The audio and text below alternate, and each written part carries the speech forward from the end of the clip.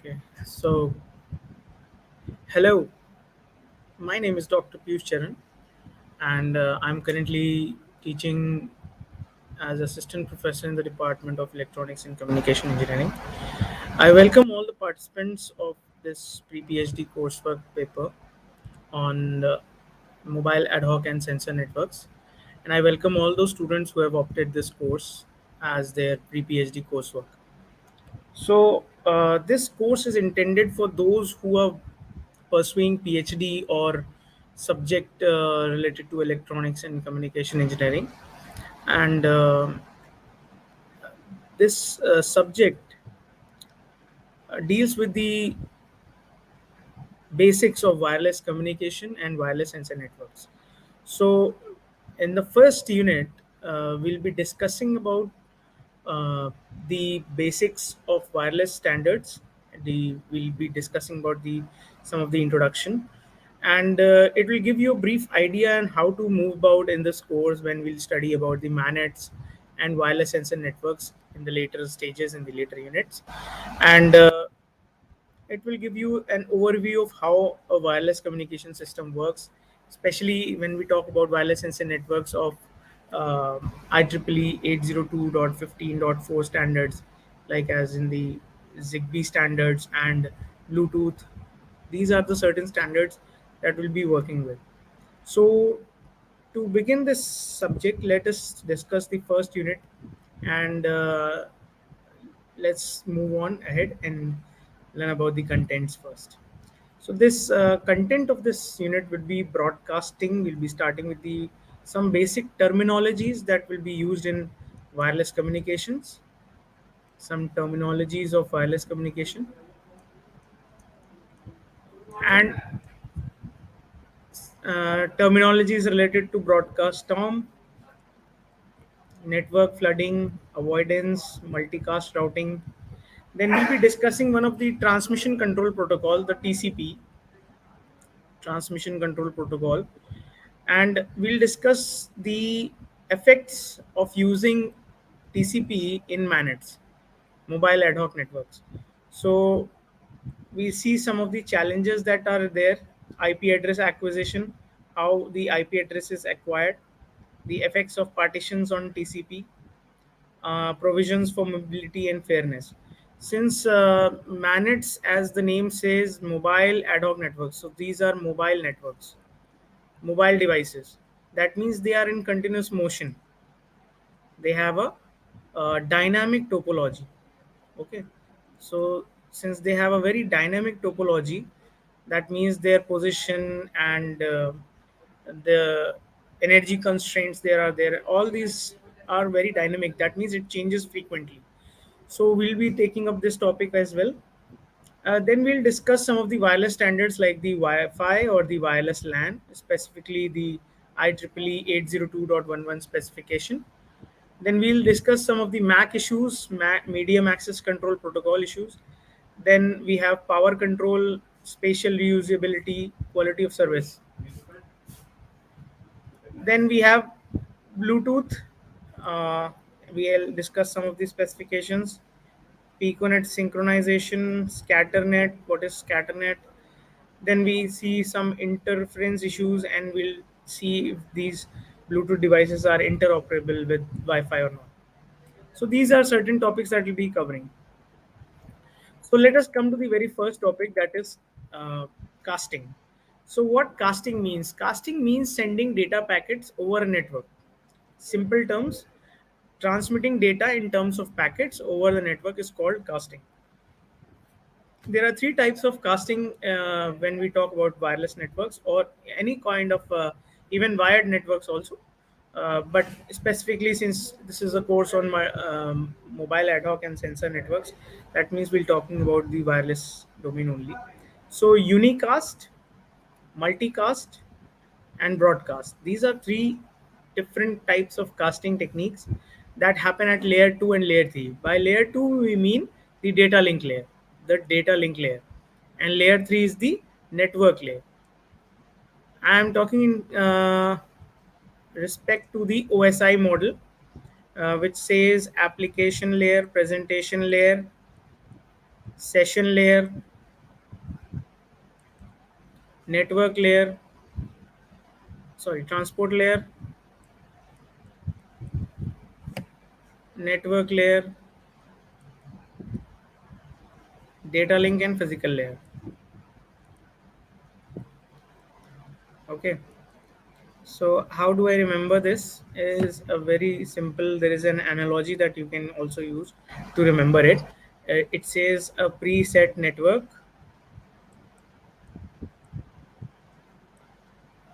Dalifi. So by this analogy, I remember the all the layers of the OSI model.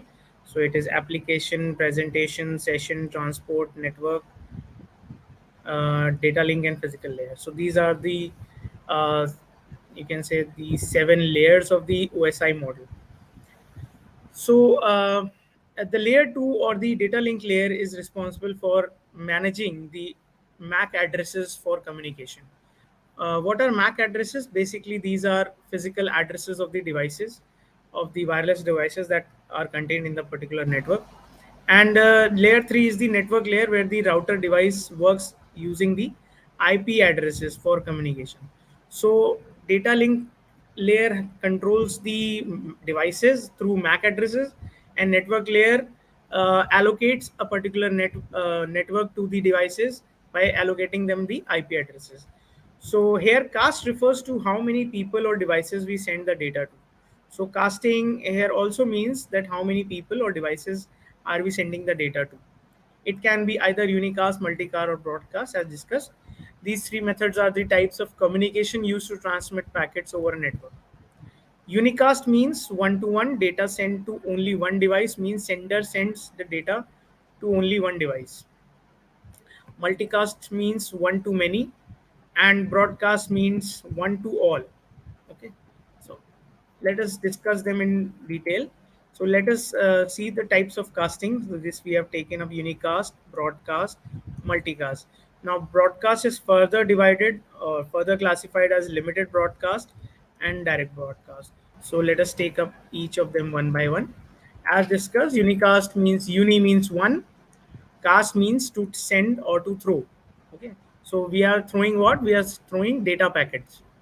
So since we are throwing data packets in a network, this is a one-to-one communication. That means a communication technique in which there is one-to-one communication, has only one source and one destination node. So this is called a unicast. So there you see there is one source node and one destination node. Okay, and we are using the term nodes. That means when we talk about the term nodes, that means we are talking about a system or a computer or system or a wireless device wireless device with networking capabilities with networking capabilities. Okay, so let's move ahead. Let us see what is the unicast in detail. So as discussed, it is a one-to-one data transmission in computer networking. Unicast is a term that is used when data is transmitted from one point to another point. So sometimes it is also called point-to-point communication, point-to-point communication, or P2P. So it is a one-to-one communication, that is one sender and one receiver. When one device transmits data to another device, and it is called unicast transmission. Generally, we use one-to-one communication on our daily basis, like sending a message, browsing a website, downloading a file, etc. These are all examples of one-to-one communication. Let us see some more examples. So see, there is a device having an IP address 20.1.3.0 in a network, which wants to transmit data to the device with IP 30.10.5.0 in another network. Then this transmission is called unicast transmission. Okay, so just one device and in a particular network to another device in a network. So this is called unicast. Example 2, there are four computers connected to the switch device. So if PC1 wants to communicate to PC2, then they can directly communicate with each other. So this is unicast communication because it is one-to-one communication.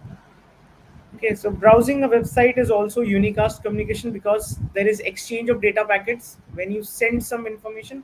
Like when you ping a particular website, then the website in returns give you a response. When you click on the browser on the address field a particular website and you click enter, then what happens when you send enter, that means you are sending information to the internet to reply back with the web pages of the that particular site. So it gives you a reply on that particular site. So this is one to one communication because it is happening not simultaneously but one at a time. Okay, so you are sending and then you are receiving from the other end. Okay. Then example 4 is downloading a file from an FTP server is another example of unicast transmission where the FTP server acts as a sender and our computer acts as a receiver. So it is very simple to understand. Let us come to another terminology that is called multicast. So transmitting data from one host to a particular group of hosts. So see, there is one source and there are so many destinations here. Okay, then there can be multiple destinations. All these are destinations, PC 1, 2, 3, 4, 5, and all. So having interest in receiving the data is called a multicast. So if PC 1 to 5 all are interested in receiving a particular data from the source node or the source computer, then what happens, this such kind of casting is known as multicast.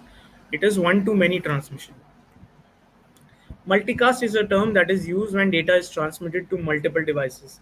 This type of multicast transmission is used when data is sent to a group. This type of transmission recline between the boundaries of unicast and broadcast. So, why? Because one device is sending information to multiple devices. Okay, so it lies between unicast and broadcast. Broadcast means one device is sending data to all devices it can encounter in its network. All the devices, all the wireless nodes in a particular network which it can encounter. Okay. It can be one to many or many to many transmission means data sends efficiently from one source or many sources to many destinations simultaneously, generally within a local network. So if we talk about internet, also intranet, in which local computers, local network, it is called internet, local network. So if multiple devices send multiple files to multiple nodes, that also is a sort of multicast type of networking. Okay, multicast transmission. So then a frame contains the unique multicast MAC address. Okay. So how do these multicast happen? It because we have the MAC addresses or the physical address of the device. MAC address is nothing but the physical address of the device. Okay. And what is the size of this MAC address or physical address? It is of 6 bytes. 6 bytes. Okay. So it is of the form 0000 0 C, uh, say XX, YY, ZZ. So basically, these are hexadecimal numbers, which are each 2 digit is representing 1 byte. Okay. So this is our hexadecimal numbers which are representing 1 byte each. So 6 bytes of addresses are there. One, two, three, four, five, six. 6 bytes of physical addresses is there in MAC address. Okay. So in multicast transmission, when a device sends one copy of data, then it is delivered to many devices and not delivered to all devices like in broadcast. So in broadcast, it is delivered to all the devices in the network, whereas in multicast, it is limited to only some of the devices. Okay, so let's move it to broadcast. As discussed, it is one to all condition where the data is sent to all the devices in a network. Okay, from it can be either from one system or multiple system, but it is broadcasted to all system. That means every system in the network or every node in the network will have the same set of or same copy of data that is being transmitted from the sender or these you can say the source side. Okay, so this is one source and all destinations.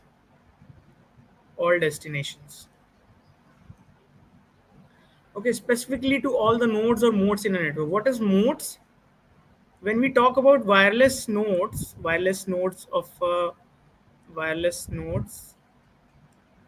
in sensor networks. So such devices are called modes. So we can use either of the terms nodes or modes. So remember this term, modes or nodes. They are one and the same thing. Specifically, we are talking about a particular device in a sensor network. Okay, data comes from one source and goes to all the other connected sources or destination, you can say. This has the side effect of congesting a medium or large network segment very quickly.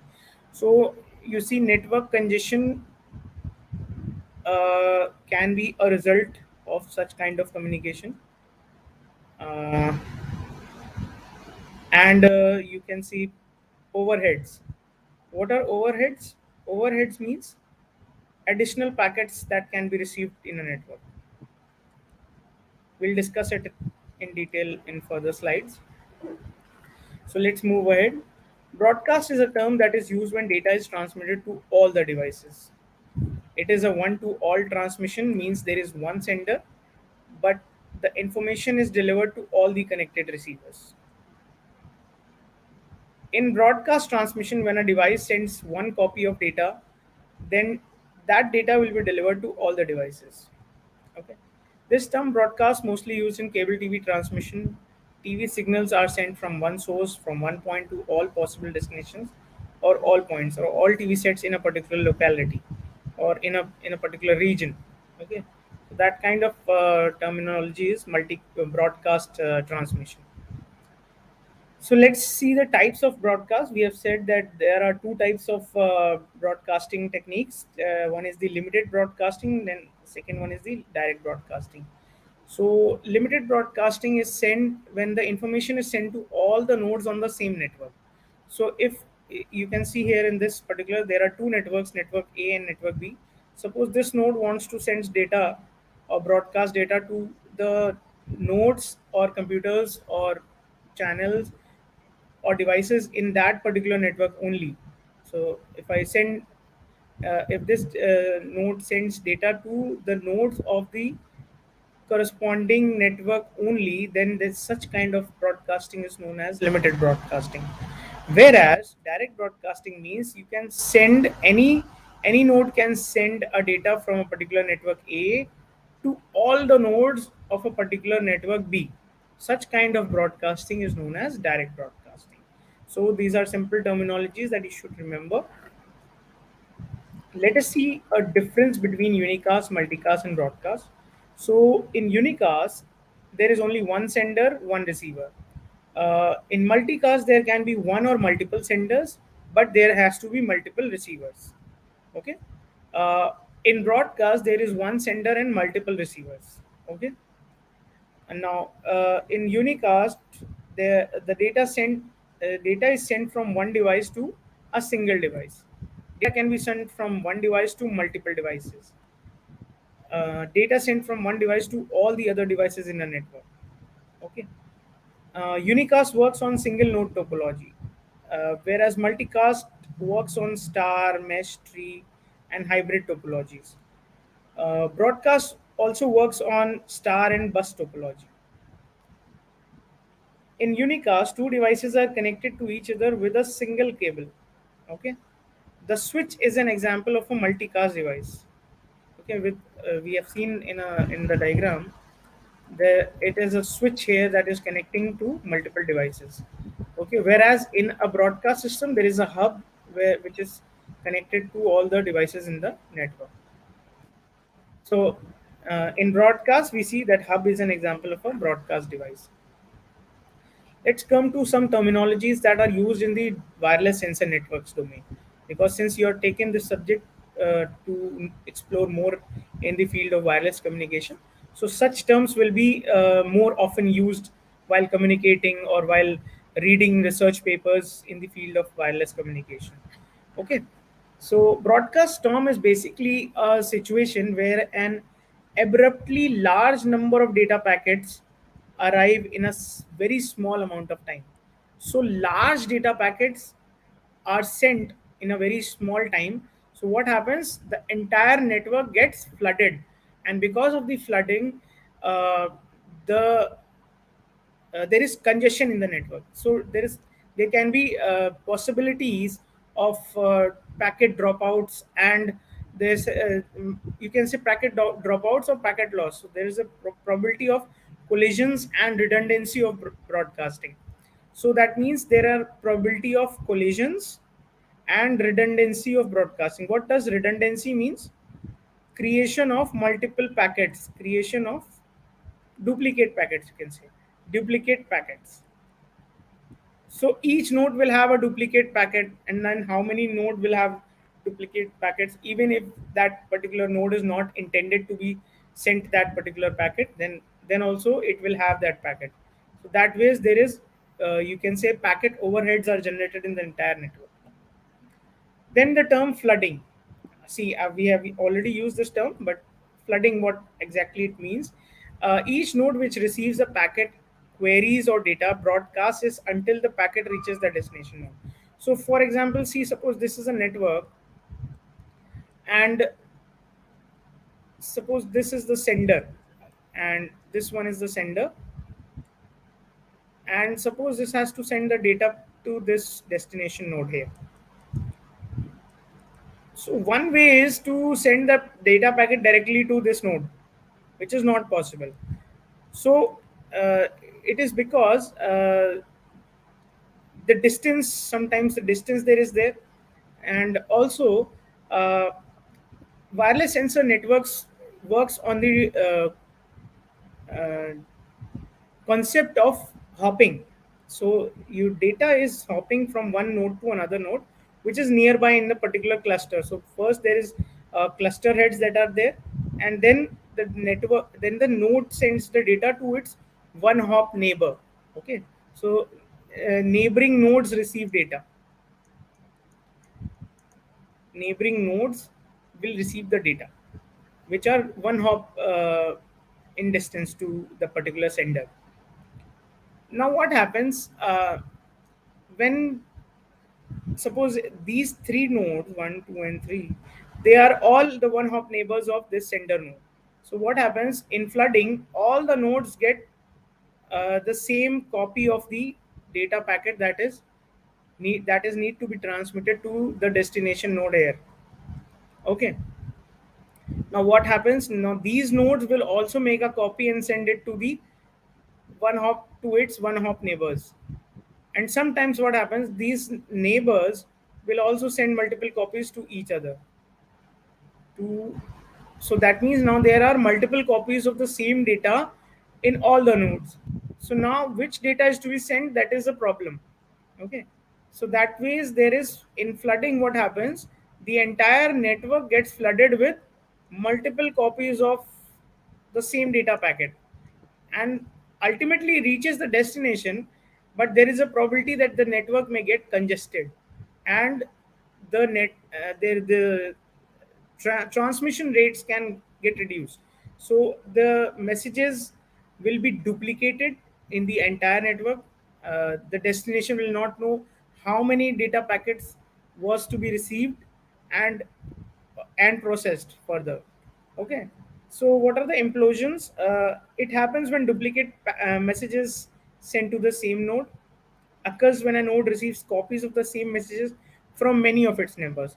So you never know, destination node, this one, will receive multiple copies of the same data that was to be sent to from the sender, but it will receive multiple copies from the various nodes in the network.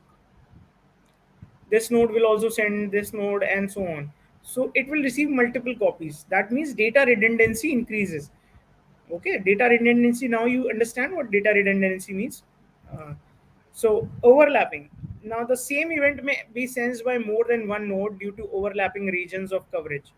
Now particular, this is a part of a cluster, and this node is another part of a cluster. Suppose there is a third network also, uh, which is a third cluster, and It has nothing to do with the transmission between sender and the destination node. But what happens, since this node is one hop neighbor to this particular node of say cluster A, let this be cluster A, this be B, and this be C. So cluster C, this node in cluster C will receive uh, n- data from this node of cluster A. Why? Because it is its one hop neighbor. So the bandwidth is also reduced, because this channel was intended to be free, and now this is also busy because it is also receiving data packets because of the flooding. Okay, so flooding induces a lot of bandwidth is lost, data redundancy is there, transmission rate is reduced because of the congestion, and there are so many consequences after that. Okay, so this results in the neighbors receiving duplicate reports of the same event. What is resource blindness? The flooding protocol does not consider the available energy at the nodes and results in many redundant transmissions. Hence, it reduces the network lifetime. So, network lifetime is reduced because energy consumption is increased. And since you all know that these wireless devices, they work on double A size batteries. Okay, so these batteries will drain out of energy, and therefore a time will come that the network that the particular node will die off in a network. And when a node dies off, the topology again changes, because a particular node is absent from a particular cluster of a network. So the topology changes, and hence the cluster head also changes sometimes. So these are in we'll discuss in detail, but basic knowledge of this terminologies are required. Okay, then there is another method of transmission also known as gossiping. Just like gossiping, we know in general terms that it is um, secretly telling something to someone without knowing, without any other person knowing about the transmission or the data or the information being transmitted. So it is a modified version of flooding. It is a modified version of flooding in which nodes do not broadcast a packet but send it direct to a randomly selected neighbor. Okay, so not all the one hop neighbors are receiving it, but instead a neighbor selected in random will be sent the data.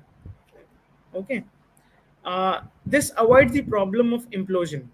Okay, so implosion problems are reduced, or it sometimes negligible. It takes a long time for message to propagate throughout the network, because since we do not know the path or the shortest path, and randomly say suppose this network, this node will receive this particular node receives the data, and this particular node, after the data is being received on this node, it will be received on particular this node, and this node will transmit the data to this node, to its one hop neighbors, and so on. The transmission is sent until the destination node receives the data. So it is sending data to a randomly selected node. Okay, it is not sending the data to all the nodes. Okay, it takes a long time, it is a long process. It does not guarantee that all nodes of the network will receive the message. So in this process, it does not guarantee all the nodes will not receive the message. Okay, so these are certain terminologies. Then there is rumor routing. It is an agent based path creation algorithm. This is an algorithm where agents are basically packets. Agents are nothing but data packets.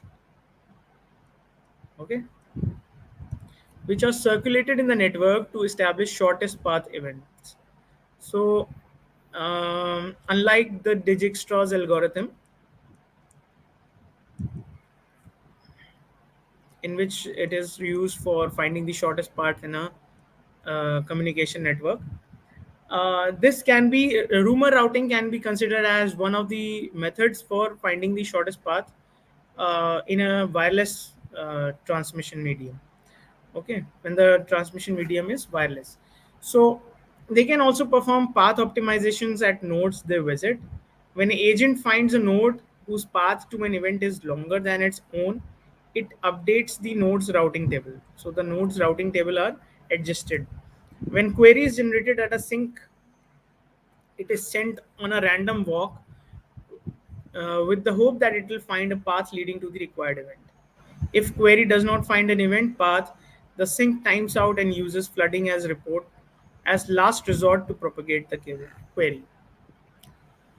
Now let us jump to another topic, that is TCP over managed. So we are considering that there is a transmission control protocol, and we are like on the managed we are transmission control panel. This protocol is used on managed. So, what happened with the development of mobile computing devices and the demand for continuous network connectivity, regardless of physical location, has spurred interest in the use of manets. Since TCP is the standard network protocol for communication in the internet, any wireless network with internet service need to be compatible with TCP. So, if I need to incorporate networking capabilities or internet capabilities in a particular MANET or mobile ad hoc networks, then it should be in compliance with the transmission control protocol. So TCP is tuned to perform well in traditional wired networks, whereas packet losses occur mostly because of congestion in such networks. But when we talk about in managed, there is a lot of more issues that are there. So let us discuss the issues that that comes up when TCP is used over the managed. Okay, so let us discuss the issues of TCP in ad hoc networks. However, TCP connections in ad hoc networks are plagued by problems such as high bit error rates, frequent route changes, multi-path routing, temporary network partitions. The throughput of TCP over such connection is not satisfactory because TCP misinterprets the packet loss or delay as congestion and invokes congestion control and avoidance algorithm. So it invokes congestion control and avoidance algorithm because the TCP does not understand why uh, these failures are occurring. Okay, and these failures are due to all these four problems that are there: the higher bit error rates, frequent route changes. Why frequent route changes? Because as the name suggests, manets, mobile ad hoc networks, there are always dynamic topologies there. We have discussed that. So these devices are always moving. Okay, they're in motion from one place to another, and then their cluster heads are also changing. They become parts of two different networks. Suppose there is a network of four nodes, and because of the movement, they become separate from that particular network, and they form two different networks. So that is called breaking of the networks. So let us see. TCP is reliable end-to-end connection-oriented transmission protocol, uh, transport layer protocol that provides a byte stream-based service. So there are congestion control, flow control in order delivery of packets, and reliable transportation of packets. So these are the characteristics of TCP. Okay, TCP characteristics, but all these characteristics fail somehow when these services are used over managed. So the design goals of a transport layer protocol for ad hoc wireless networks is that the protocol should maximize the throughput per connection. So what is throughput? Throughput is the number of packets, maximum number of data packets sent over a period of time. So it is also given in bits per second or bytes per second and so on. So it can be the size of the packets also. Throughput is sometimes kilobytes per second, megabytes per second. So that kind of throughput, that kind of units are there for throughput. So it should provide throughput fairness across contending flows. It should incur minimum connection setup and connection maintenance overheads. Overheads, we have discussed that duplicate packets are there, or packets that are not required by a particular node are called overheads. It should have mechanisms for congestion control and flow control. like in traditional routing, or the we can call the acknowledgement based the connection is there in data communication network, where a sender first sends the request to send, or the RTS packet. When the sender first sends the RTS to a particular node, to the destination node, and it will only start its transmission until unless it is receiving a connection packet called CTS, or clear to send. When the receiver sends the CTS packet, that the now the channel is free and you can send the data to its channel, through its channel, then only the transmission will start. So until unless it receives a CTS packet after sending the RTS, it will not send the transmission or the data zero packet, or any data packet. Okay, and after the data is received, it will receive an acknowledgement that the data is received at the receiver. So these are few terminologies in the um, RTS CTS handshake. It is called RTS CTS handshake. So this way we can control the probability of congestion, and also the flow control, because in this will reduce what, this will reduce the probability of collisions and packet loss, because it will not send the data to a busy node which is already in communication with some other device. So that is how RTS CTS handshake will reduce the congestion, and it will maintain the flow control in the network. So it should be able to provide both reliable and unreliable connections as per the requirements of the application layer. It should be able to adapt to the dynamics of the network, such as rapid changes in the topology. We have discussed that there are rapid changes in topology because of the dynamics of the network. So bandwidth must be used efficiently. So that means that all nodes should not receive the duplicate packets. Okay, only a particular node should receive, and then it should transmit to another node, to its one hop neighbors. So that way the packet moves forward, and not it is collecting in a particular network. So it does not get populated inside the particular network it has moved from. Okay, it should be aware of resource constraints like battery power and buffer sizes, and make efficient use of them. Battery sizes will that means energy constraint is there. If a particular device has low energy, then it should not be sent any data. Ideally it should not be sent, because maybe it will not be able to send the data further to any other node. Maybe it has received the data packet, but it is not able to send to another devices in the network, because it has battery constraint. Also, the buffer sizes, or this memory, the onboard memories that are there on the wireless sensor nodes, should be able to gather all the energy, gather all the data. And if it is limited, that means suppose there is 4 kb of space in the buffer size, and the data that is to be sent is 6 kb, so it cannot accommodate the additional 2 kb.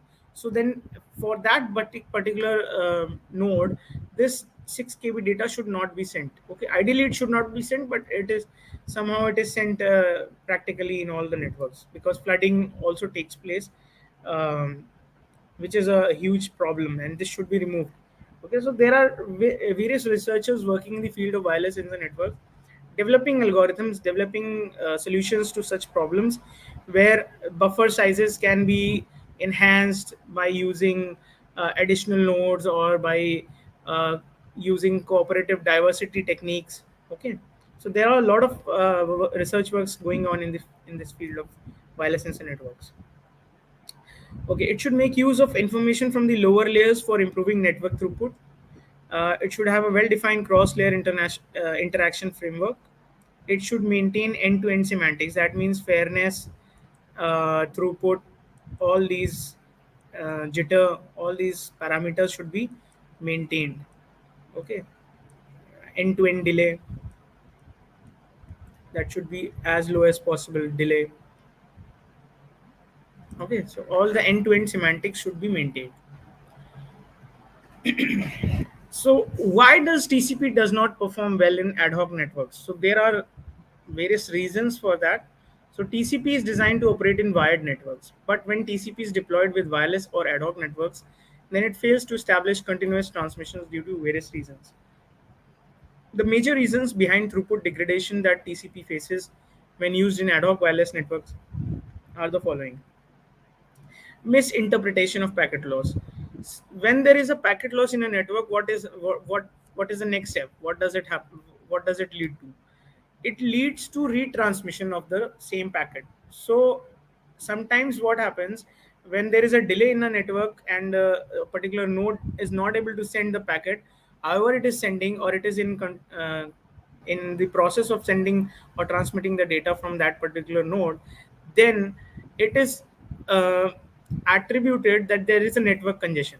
Sometimes it is attributed wrongly because there is network congestion, and then it is interpreted that there is a packet loss. So what should the sender do? It should retransmit. So because of retransmission, again the bit error rate also decreases. uh, Sorry, the bit error rate increases and there is increased collisions, and due to the presence of hidden terminals. So all these problems are there. Ad hoc wireless networks experience a much higher packet loss due to factors such as higher bit error rate in the wireless channel, increased collisions due to the presence of hidden terminals. We'll discuss what hidden terminals and exposed terminals are. So this is an example of a wireless sensor network in a building area sensor network. And these sensors, like the tilt sensor and the crack sensors, are used in the beams of huge structures, huge concrete structures, and it can sense data in the form of vibrations. It can check the tiltness of a particular beam or a wall, and it can sense that data and send it to a gateway node. And this gateway node, when sends this data to a cloud network, and this cloud network will process it in a destination node. Process this in destination node. So, okay, and so these results can be implemented in enhancing the number of floors in a particular building, like how many floors can be built, can we construct a particular building up to, because it also depends on the area in which we are constructing a building, and what is the topology of that particular area, and how the concrete structure will behave. Are there enough earthquakes? Are there vibrations going on? Or there are tremors going on in that area? So will it affect the building? How is the land quality?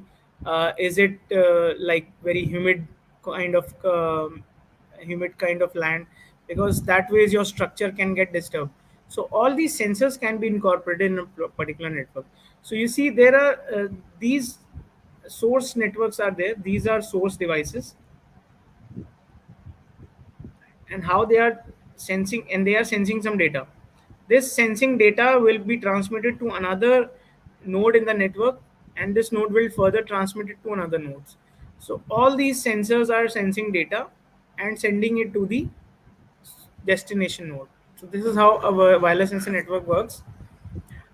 In building area networks or in construction buildings, these sensors are fixed. They are not mobile, but mostly when deployed in military area fields and in agricultural fields, these are mobile. So they are continuously sensing and moving also. Okay. So the second reason for failure of TCP in ad hoc networks is the frequent path breaks. Why there is frequent path breaks? Because we have discussed that there is dynamic topology of wireless sensor networks, because these are always moving. Manets are mobile ad hoc networks. That means they are moving, they are in motion, and re-establishment time is greater than the retransmission time. Okay, if the route re-establishment time is greater than the RTO, or the retransmission timeout period of the TCP sender, then the TCP sender assumes congestion in the network, retransmits the lost packets, and initiates the congestion control algorithm. These retransmissions can lead to wastage of bandwidth and battery power. So, a particular network what happens, it breaks because of the battery constraint. Sometimes a node fails, that we have discussed. A particular node is sending data to another node in a network, and suppose it has to send data to this node, but what happens, it has limited energy.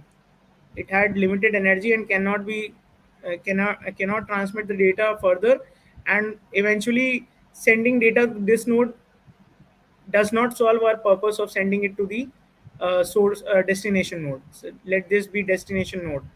The source node fails to send the data in this case, and re-establishment is there because this node is to be sent data to this node.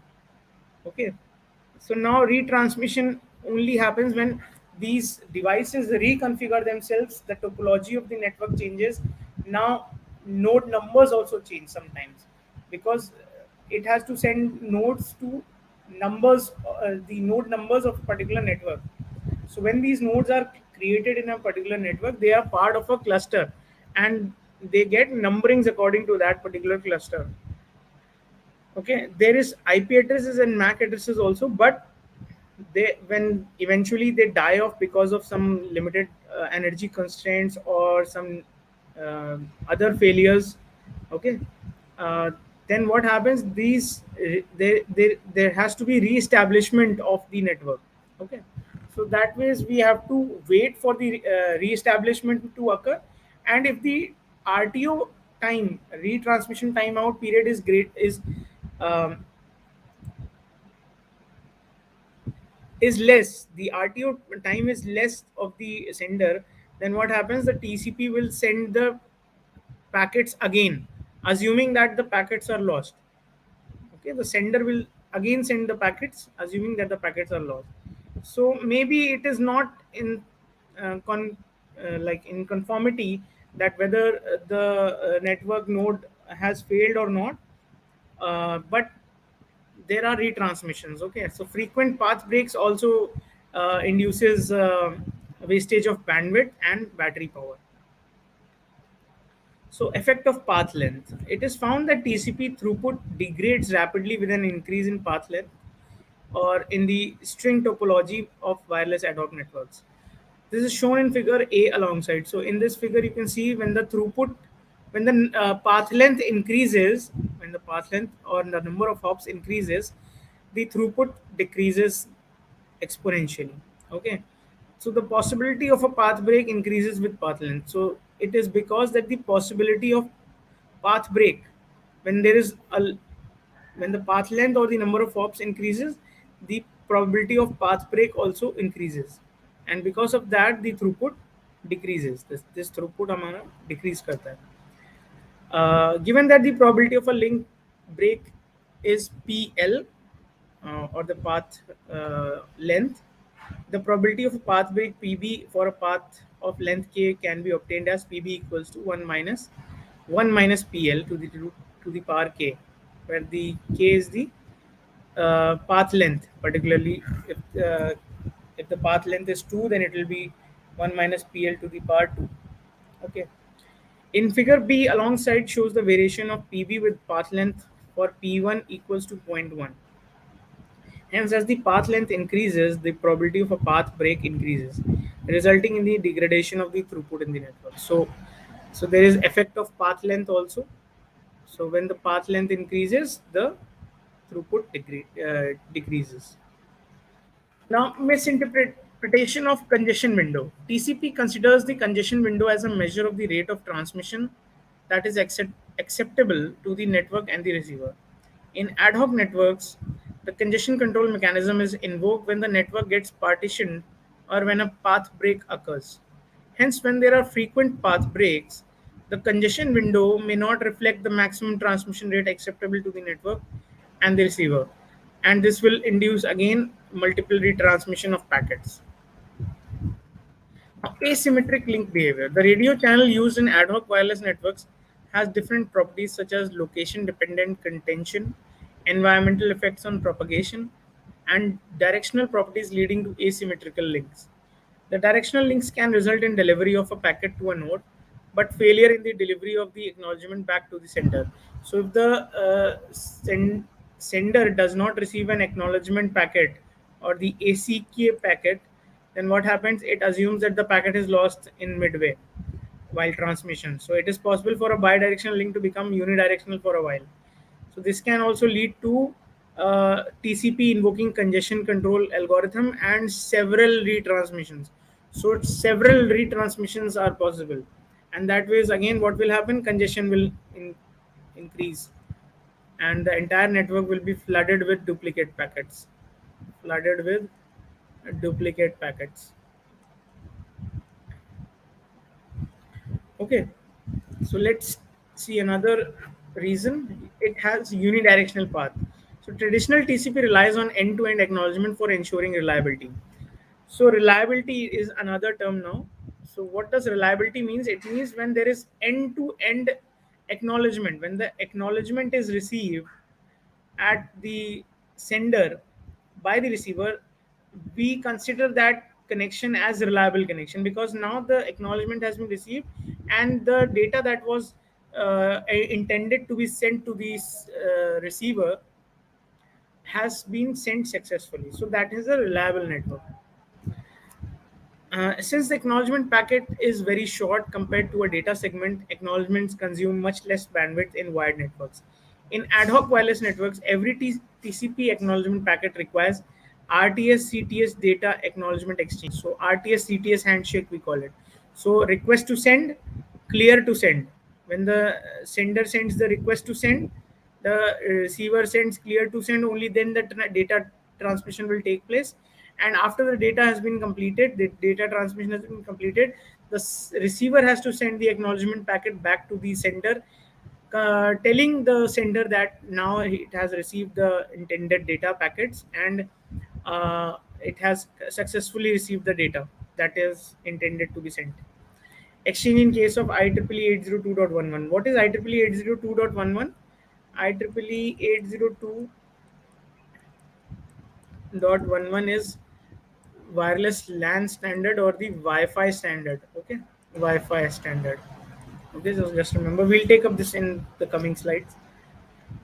So path break on an entirely different reverse path can affect the performance of the network as much as path breaks in the forward path. So what do we mean? If somehow this acknowledgement packet fails, okay, even if the acknowledgement packet or fails to reach the sender, then also the sender will again retransmit the data, okay, because it has not received the acknowledgement packet. That means it will retransmit the data again. Okay, this can lead to an additional overhead of more than 70 bytes if there are no retransmissions. Okay, this can lead to significant bandwidth consumption on reverse path, which may or may not contend with the forward path. If the reverse path contends with the forward path, it can lead to the reduction in the throughput of the forward path. Say, some routing protocols select the forward path to be also used as the reverse path, whereas certain other routing protocols may use an entirely different or partially different path for the acknowledgements. So you can send the acknowledgement through the same channel or through a different channel. There are two different methodologies that can be used for sending acknowledgements in a unidirectional path. Okay.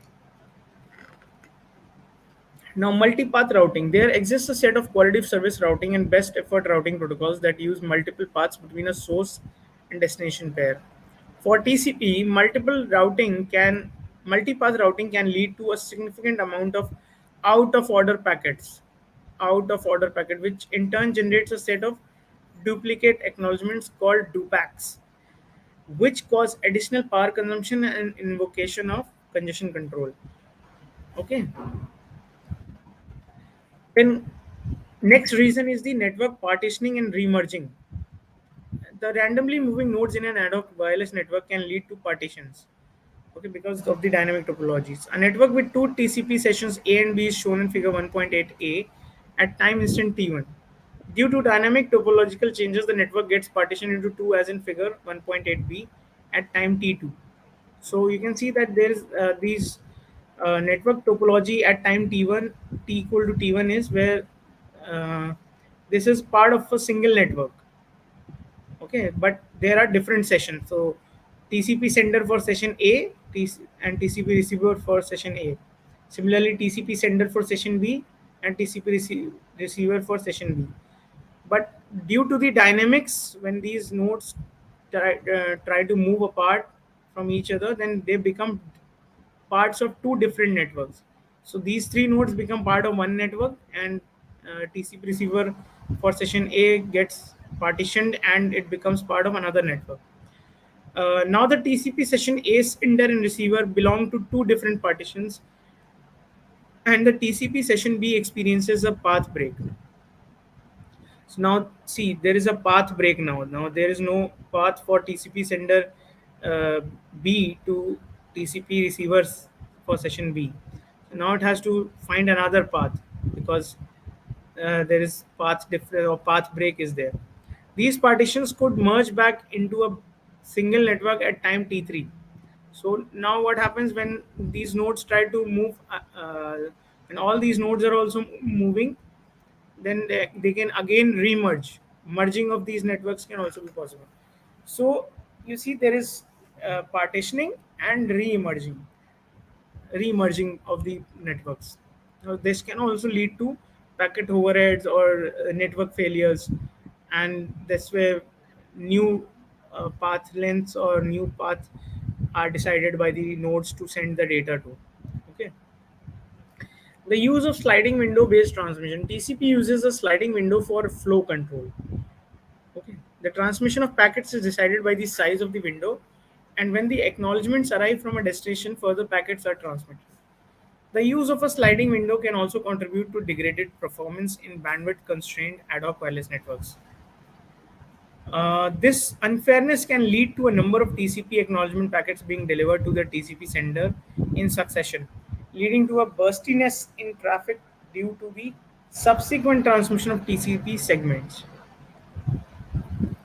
So there are certain solutions that are being researched by various researchers in the field, and there are solutions for using TCP in ad hoc wireless networks.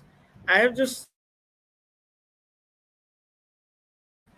you have to learn further about these five solutions, and you can learn which is better and which is not in case of ad hoc networks. So in TCP-F, packet loss due to bit error rate or collision is same as TCP.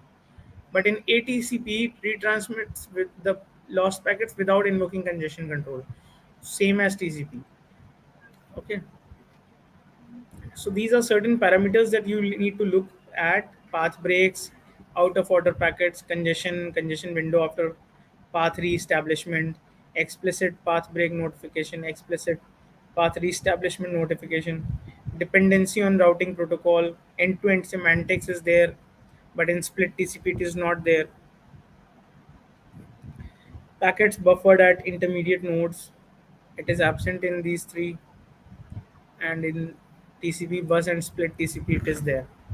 Okay, so all these parameters you need to study. So let us come to another segment of this unit, second unit, unit 1 part 2.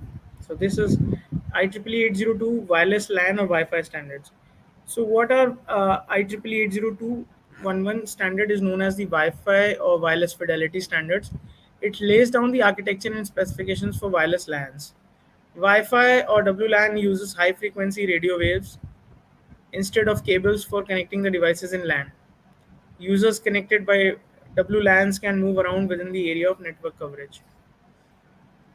So let us see the architecture of this standard. The components of an IEEE 802.11 architecture are as follows. There are stations, STA. Stations comprises of all devices and equipments that are connected to the wireless LAN. A station can be of two types: wireless access point or simply access points. AP are generally wireless routers that form the base stations or access. Then there are clients or workstations, computers, laptops, printers, smartphones, etc. Each station has a wireless network interface controller, and there is a BSS, basic service set. A basic service set is a group of stations communicating at the physical layer level. BSS can be of two categories depending upon the mode of operation. So in this figure, you can see in figure 1.9, IEEE 802.11 architecture is being shown. in which there is access points, and there are BSS, basic service stations or basic service set. In this basic service set, there are access points and there are stations. So these stations and access points make one BSS, basic service set, and access points connected to are basically a connection or an interface between the distribution system DS between the BSS, and this entire system is known as the extended service set. It is a set of all connected BSS. So BSS 1, 2, and 3. So all these three connected BSS are known as the extended service set. Okay, ESS. Distribution system, it connects access points in ESS. So distribution system is nothing but a switch or a hub, you can say, with which the access points are being connected. Okay. Let us see the frame format for IEEE 802.11. The main fields of a frame of wireless LANs is laid down by IEEE 802.11. Our frame control, it is of 2 bytes, starting field composed of 11 subfields. It contains control information of the frame, and then duration, it is a 2-byte field that specifies the time period for which the frame and its acknowledgement occupy the channel. So if a particular acknowledgement is not received in the duration specified here in this 2-byte field, then it will be considered a packet loss, and therefore retransmission will be considered as an alternative option. Address fields. There are three 6-byte address fields containing addresses of source, immediate destination, and final endpoint respectively. Sequence, it is a 2 bytes field that stores the frame numbers. Data, this is a variable sized field that carries the data from the upper layers. The maximum size of the data field is 2312 bytes. The check sequence, it is a 4-byte field containing error detection information. So this is the entire frame format. So we have seen frame control, duration, address 1, address 2, address 3, sequence that will store the sequence number. The address 123 will be storing the data of the address of the source, in immediate destination, and final endpoint. So source, you can say next hop address also, or immediate device address, immediate device address, and address 3 is the receiver address or the end point of the where the data is intended to be sent. Okay. Sequence will have the sequence numbering of the data packets, the data. Then there is 2312 bytes of data packets that can be there. It can be variable, it can be 0 bytes, it can be 100 bytes, and so on up to 2312 bytes. Then there is a check sequence. Okay, so this is the frame format for IEEE 802.11 wireless LANs. So let us see some of the advantages and disadvantages of wireless LANs. They provide clutter-free homes, offices, and other network places. So by just using a router and wireless, it means there is no wire. Okay, when we connect a cable, or you see the LAN cable to our devices, then it becomes huge mess sometimes because you're connecting multiple devices. Now, multiple devices are supported by wireless LAN. So these are clutter-free homes, offices that face, because there is less clutter of the wires or cables. The LANs are scalable in nature, that is, devices may be added or removed from the network at a greater ease than wired LANs. The system is portable within the network coverage, and access to the network is not bounded by the length of the cables. Installation and setup is much easier than wired counterparts. The equipment and setup costs are reduced. Let us see some disadvantages. Since radio waves are used for communication, the signals are noisier with more interference from nearby systems. Greater care is needed for encrypting information. Also, they are more prone to errors, so they require greater bandwidth than wired LANs. Sometimes we also know that there are harmful effects of these radio waves on human beings, because they are radio waves and ultimately they can harm the medically they can harm the bodies of humans. So wireless LANs are slower than wired LANs. Yes, as compared to wired LANs, wireless LANs are slower. So these are some of the disadvantages. Now let us come to another part of this unit, MAC issues in ad hoc networks. So MAC is medium access control layer. MAC layer is the brain of Wi-Fi. The first version of 802.11 was published in 1997. The MAC layer is responsible for incorporating a large number of crucial features such as sharing of speech among users, the terms of network connection, error control, or security. So, speech among users, the terms of network connection, error control, and security are some of the crucial features of the MAC layer.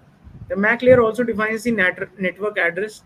All devices have an identifier of 48 bits or 6 bytes, known as the MAC address. So this we have already discussed that it is a 6-byte address of or the physical address of the device.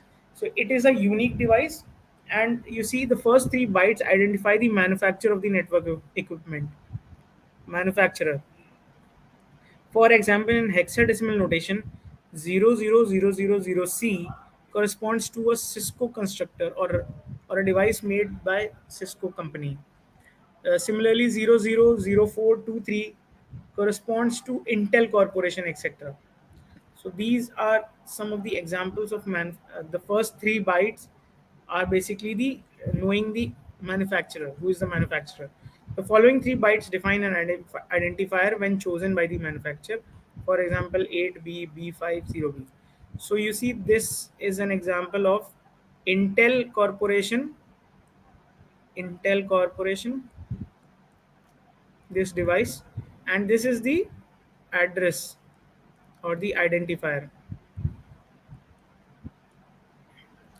And this complete thing will represent the MAC address or the physical address of the device. So what are the responsibilities of MAC protocol in wireless sensor networks? Network overhead should be reduced or low, efficiently allocate the bandwidth, distribute MAC operation, power control mechanism should be present, maximum utilization of the channel, hidden and exposed problems should be removed, nodes should be synced with time. These are some of the responsibilities. Now, functions of MAC layer in detail. It provides an abstraction of the physical layer to the logical link layer control and upper layers of the OSI network. It is responsible for encapsulating frames so that they are suitable for transmission via the physical medium. It resolves the addressing of source node as well as the destination node or groups of destination nodes. It performs multiple access resolutions when more than one data frame is to be transmitted. It determines the channel access method for transmission.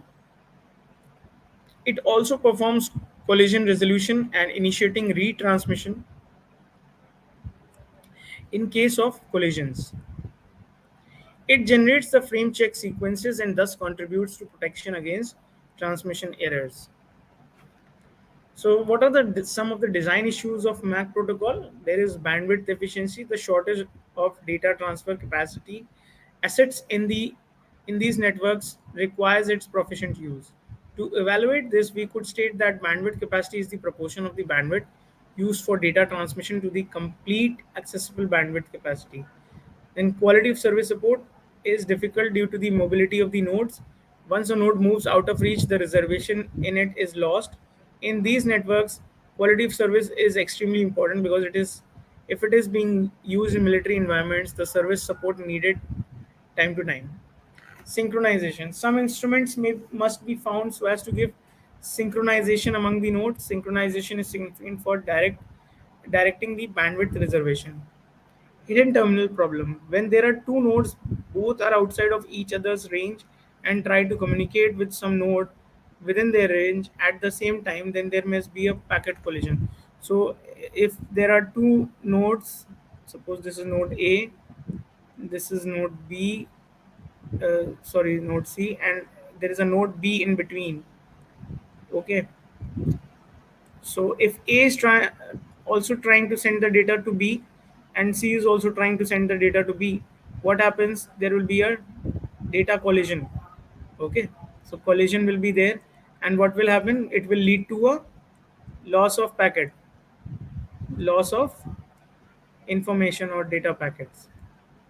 Okay, so this is called hidden terminal problem. What is exposed terminal problem? Uncovered nodes might be denied channel access pointlessly, which implies under usage of bandwidth resources. Suppose a there is a node A, there is another node B, and third node C is there. Now, what happens? Uncovered nodes might be denied channel access pointlessly. If maybe C is also in the range of A and B both. Okay. So now what happens? Instead of sending that packet directly to C, it is going through the untraditional way of sending the packet to B, and then B sends to C. So that way it is also a problem because that way bandwidth resources are being underused. Okay. Uh, Okay, I hope you understand the exposed terminal and hidden terminal problem. We will take up this again in detail in the unit 3, or maybe in unit 2 it is there, and we'll discuss this in detail. So let's come to another standard of wireless personal area network standard that is based on the industrial scientific medical frequency range, or the ISM band. It is used in the range of 2.4 gigahertz to 2.485 gigahertz. Bluetooth. Bluetooth was first developed by Ericsson in 1994, and maximum devices that can be connected at the same time are seven, which includes one master and uh,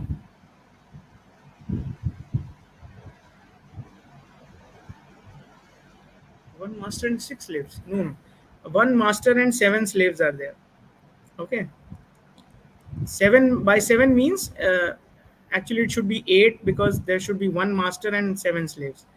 So you can correct it here for your own convenience. Bluetooth ranges up to 10 meters. It provides data rates up to 1 mbps or 3 mbps depending upon the version. So the modulation technique used in this is FHSS, frequency hopping spread spectrum, and supports 1600 hops per second. A Bluetooth network is called a piconet, and a collection of piconets is called scatternet.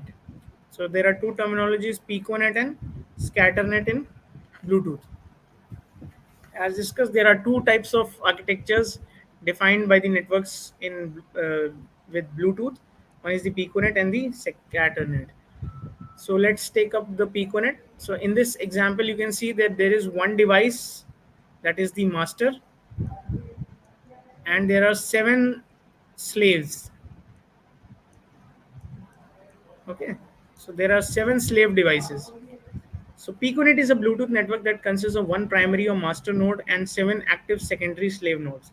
Thus, piconet can have up to eight active devices or eight active nodes, one master and seven slaves, or stations within the distance of 10 meters. There can be only one primary or master station in each piconet. The communication between the primary and the secondary can be one to one or one to many. All communication is between master and a slave. The slave to slave communication is not possible. So this is slave. Slave to slave communication is not possible. In addition to seven active slave station, a piconet can have up to 255 parked nodes. Parked nodes means these are not active devices.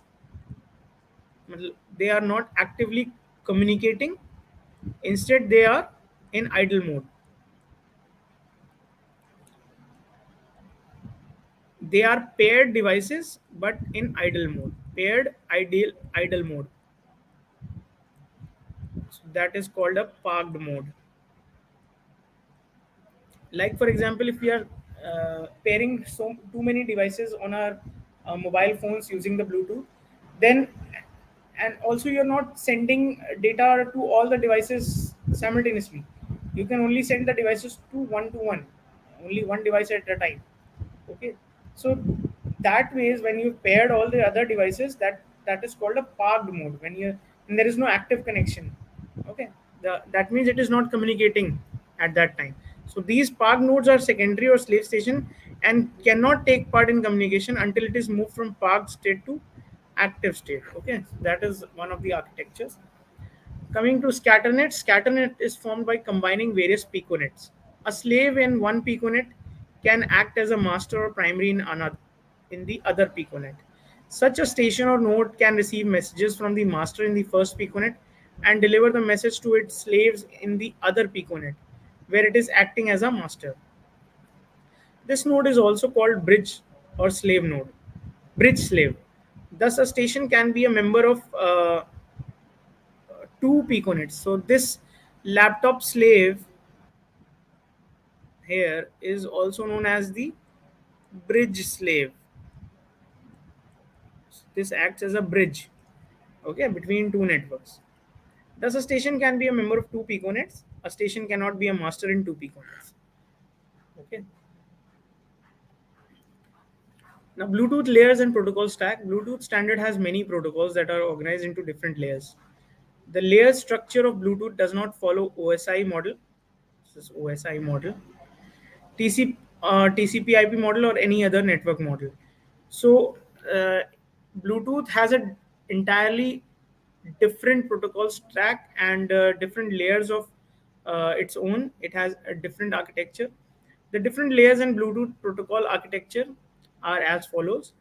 So there are the various application layers, the control layers, and the logical link control layer. There is a radio layer also, radio layer, baseband layer, and there is a link manager. This controls the host to controller interface.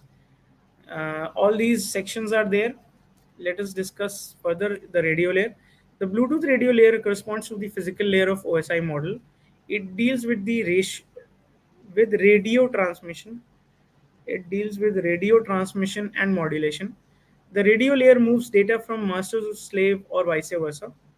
It is a low power system that uses 2.4 gigahertz ISM band. Okay, so Bluetooth uses 2.4 gigahertz ISM band. What is ISM? Industrial, scientific, medical. So these are free, unlicensed frequency band, unlicensed frequency band, which for which you do not have to pay anything. Unlicensed frequency band, and it is used only for industrial, scientific, and medical purposes. This band is divided into 79 channels of 1 megahertz each. Bluetooth uses the frequency hopping spread spectrum method in the physical layer to avoid interference from other devices or networks. Bluetooth hops 1600 times per second. That is, each device changes its modulation frequency 1600 times per second. In order to change bits into a signal, it uses a version of FSK called GFSK or Gaussian bandwidth. Gaussian bandwidth filtering, frequency shift keying. Okay. Now baseband layer. Baseband is layer is equivalent to the max sublayer in LANs. Bluetooth uses a form of TDMA or time division multiple access, also known as the TDD or time division duplexing, time division multiple access. Master and slave stations communicate with each other using time slots. The master in each piconet defines the time slot of 625 microseconds. So in TDD-TDMA, communication is half duplex, in which receiver can either send and receive data, but not at the same time. At a particular time, it can either send or receive. If the piconet has only no slave, if the piconet has no slave, the master uses even numbered slots 0, 2, 4, and the slave uses odd numbered slots 1, 3, 5. Both master and slave communicate in half duplex mode. In slot 0, master sends and secondary receives. In slot 1, secondary sends and primary receives. If piconet has more than one slave, the master uses even numbered slots. The slave sends in the next odd numbered slots if the packet in the previous slot was addressed to it. So baseband layer supports two types of connections. In baseband layer, two types of links can be created between a master and a slave. One is the asynchronous connectionless, and then the second one is the synchronous connection oriented. In asynchronous connectionless, it is used for packet switch data that is available at irregular intervals. ACL delivers uh, traffic on a best effort basis. Frames can be lost and may have to be retransmitted. A slave can have only ACL link to its master. Thus, ACL link is used where correct delivery is preferred over fast delivery. The ACL can achieve a maximum data rate of 721 kbps by using 1, 3, or more slots. Asynchronous or connection-oriented transmission network. It is used for real-time data such as sound. It is used very where fast delivery is preferred over accurate delivery. In an SCO link, a physical link is created between the master and a slave by reserving specific slots at regular intervals. Damaged packets are not retransmitted over SCO links. So damaged packets means packet is lost. Okay, you have to physically send again everything. A slave can have 3 SCO links with the master and can send data at 64 kbps of data rate. So data rate is 64 kbps. So next layer is the logical link or control adaptation protocol layer in Bluetooth protocol stack. The logical unit link control adaptation protocol is equivalent to logical link control sublayer of LAN. So the ACL link uses L2 cap for data exchange, but SCO channel does not use it. Only ACL link uses L2 cap, but SCO does not use it. The various function of L2 cap is segmentation and reassembly, multiplexing, and quality of service. L2 cap receives the packets of up to 64 kb from upper layers and divides them into frames for retransmission. It adds extra information to define the location of frame in the original packet. The L2 cap reassembles the frame into packets again at the destination. Okay. Multiplexing. L2 cap performs multiplexing at sender side and demultiplexing at receiver side. So at the sender, so we at the sender it accepts data from one of the upper layer protocols frames, then frames them and deliver them to the baseband layer. At the receiver side, it accepts a frame from the baseband layer, extracts the data, and delivers them to the appropriate protocol layers. Quality of service. L2 cap handles quality of service requirements both when links are established and during normal operation. It also enables the devices to negotiate the maximum payload size during connection establishment.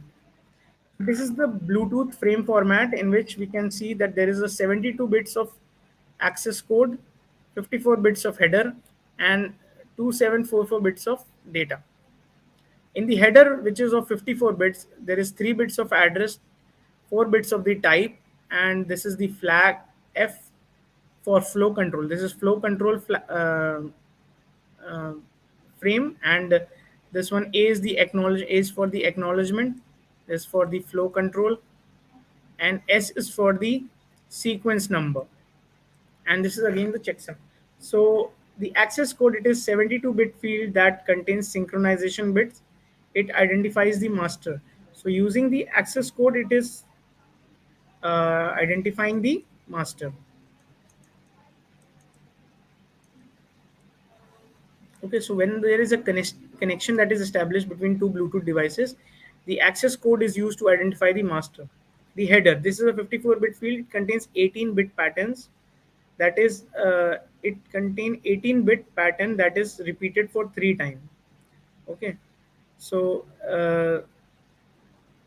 18-bit pattern you can see here. The address field, this is a 3-bit field, can define up to 7 slaves. So this address bit is of 3 bits and it is for 7 slaves. So you can have 000, 001, 00, 010, and so on up to 011 और 111. 5 minute बात करते हैं, ठीक है. This हाँ यहाँ रख दिया, फिर बता दी, फोन कर लूँगा मैं. This 4-bit field identifies the type of data coming from upper layers. The F or the flow control bit is used for when it is set to 1, it means the device is unable to receive more frames. This bit is used for acknowledgement, the A bit, the A field of the header. So the S field of the header is contains the sequence number of the frame format to detect retransmission. As stop and wait protocol is used, 1 bit is sufficient. Checksum. This 8-bit field contains checksum to detect errors in the header. The data field, this field can be 0 to 2744 bits long. It contains data or control information coming from the upper layers. So these are certain suggested readings for you. You can go through these. This one is a research paper by Neelit, and they are actually. This is a system where wireless data acquisition for estimating the water quality of Dal Lake in Srinagar. So this paper can be read by all of you. And then I have shared you a book chapter, chapter 9 of book Ad hoc Wireless Networks, Architectures and Principles. This book also I've shared on iLi also. So you can go ahead and download these books and you can read for further explanation of the topics that has been discussed. So I hope there will be queries after watching this videos. You can post your queries on this YouTube channel, and we can take those queries again in the class, and go ahead read this chapter. And I'll be adding some questions for you to answer on the assignment. So you go ahead and do those assignments as well. Okay, thank you for listening. I hope you have a great day.